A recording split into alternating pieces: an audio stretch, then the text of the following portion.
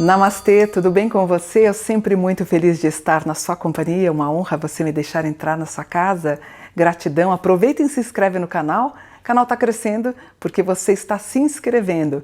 Praticamente metade das pessoas que estão me assistindo não se inscreveram no canal, não sei porquê. Se inscreve, vamos crescer. Aqui é um ambiente tão bacana, tão saudável, a gente trata da espiritualidade com tanto carinho.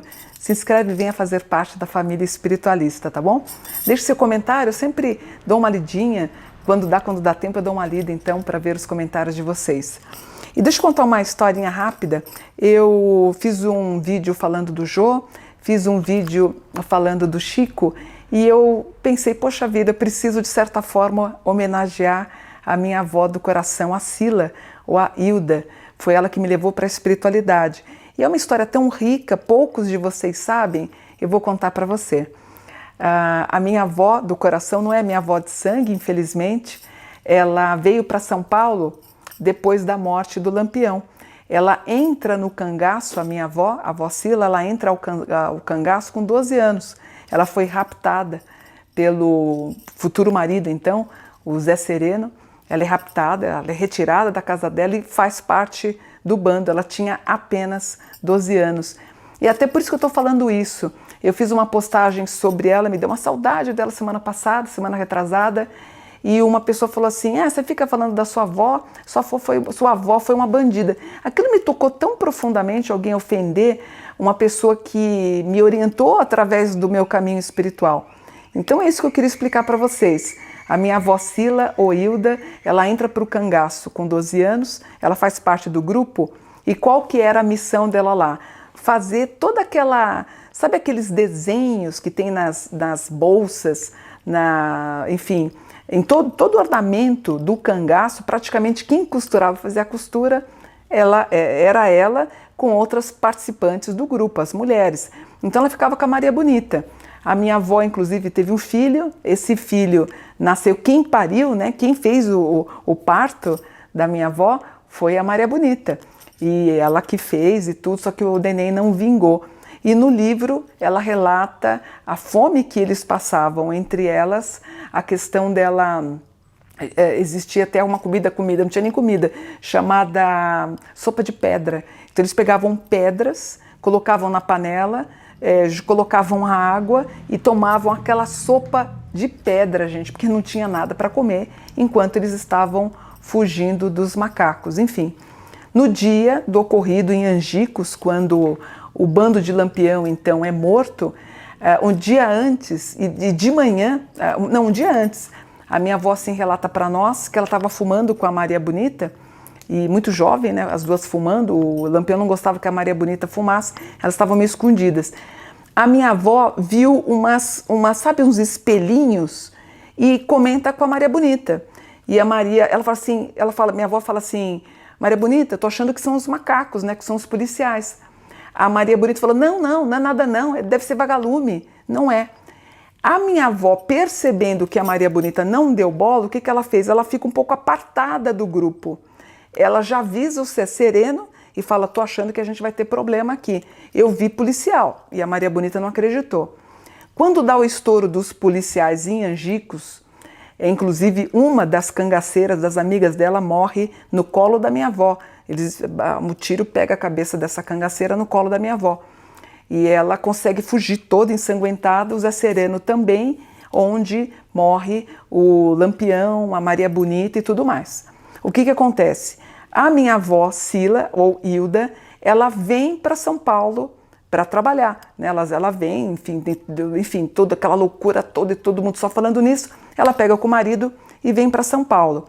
Como a minha avó era costureira, ela conseguiu o emprego no Mapping, foi trabalhar no Mapping, lá no centro da cidade, em São Paulo.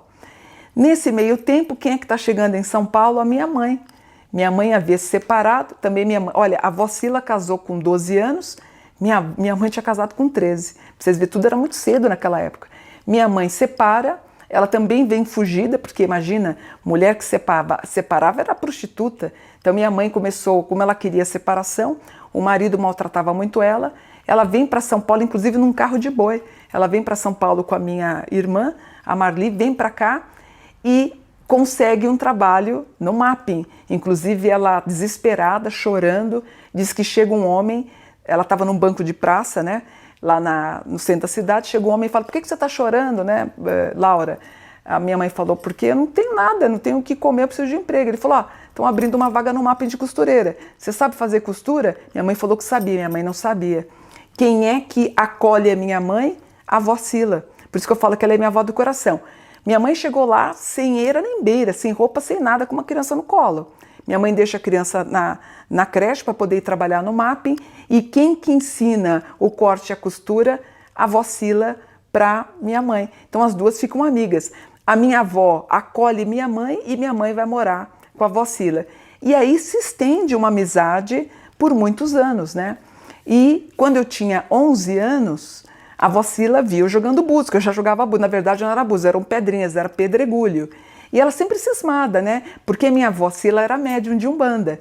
E ela sempre... E eu tinha, porque assim, eu com 11, 12 anos eu já jogava os búzios e eu comecei a receber as minhas entidades em casa. Eu comecei a receber no meu quarto, aí eu tinha um congá lá no meu quarto, em algumas fotos eu tenho esse congá.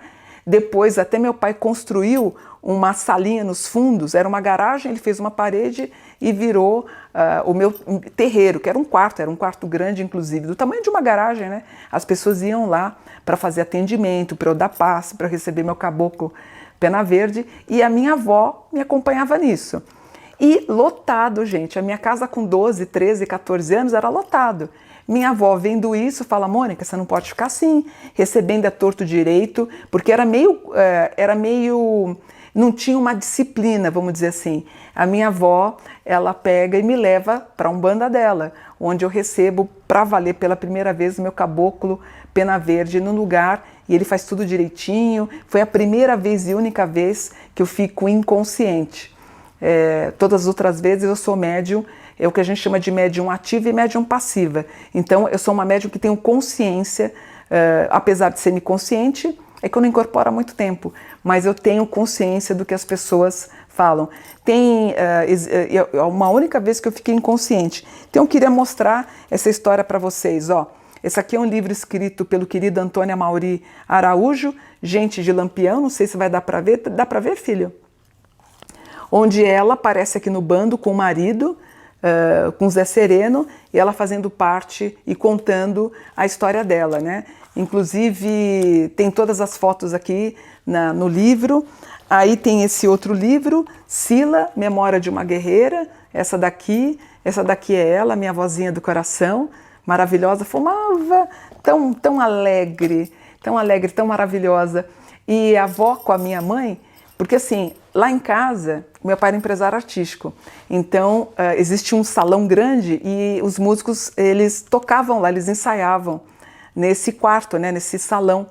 E eles fizeram roupas, e quem que costurou? Minha mãe com a avó Cila. Então eles fizeram as roupas para os cantores, para os guitarristas das bandas. Quem acabou fazendo era minha mãe e a avó Cila. Depois a Cila conseguiu um trabalho na TV Bandeirantes e ela também fazia a roupa dos atores das novelas da época, né? E por fim eu escrevi esse livro para ela como ghostwriter. O que é ghostwriter? Quem assina é a Hilda Ribeiro de Souza.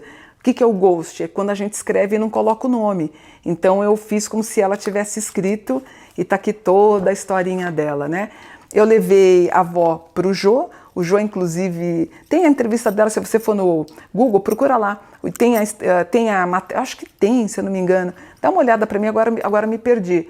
Provavelmente tem a íntegra da entrevista da minha avó, pelo menos foto eu sei que tem, onde ela falou que a Maria Bonita não era tão bonita assim, para quê? Acabou rompendo com a Vera Ferreira, que é a neta de Lampião, com a Expedita, ficou um pouquinho chateada. Quando eu fui para o Nordeste para pedir a bênção da mãe menininha, para saber se o meu caminho era espiritualidade, eu fiquei na casa da Expedita, da filha de Lampião e da Maria Bonita, Expedita querida, que me recebeu muito bem, Quem me recebeu também, as filhas, entre elas a Vera Ferreira, as netas, e eu fui muito bem acolhida.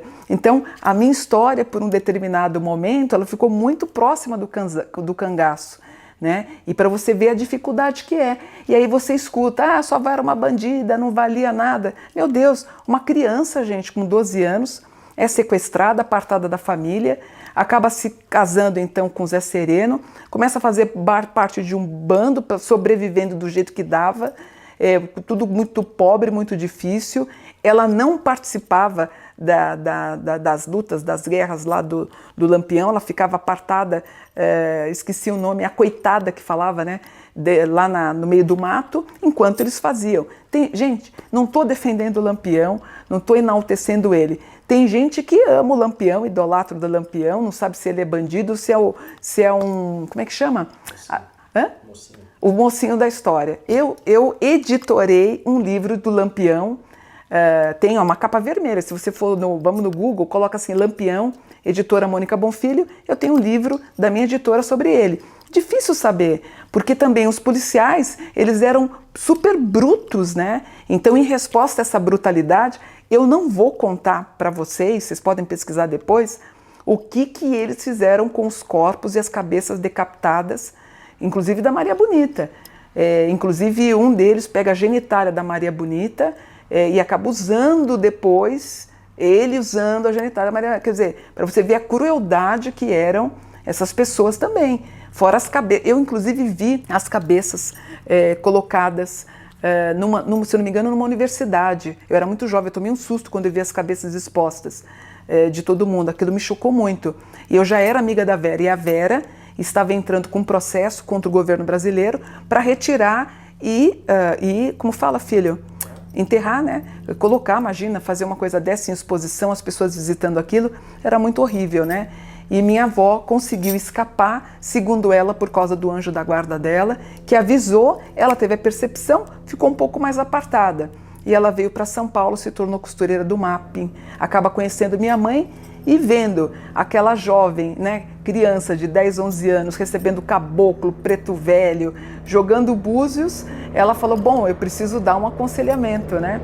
E, perdão, um barulho de avião, né, filho? De helicóptero.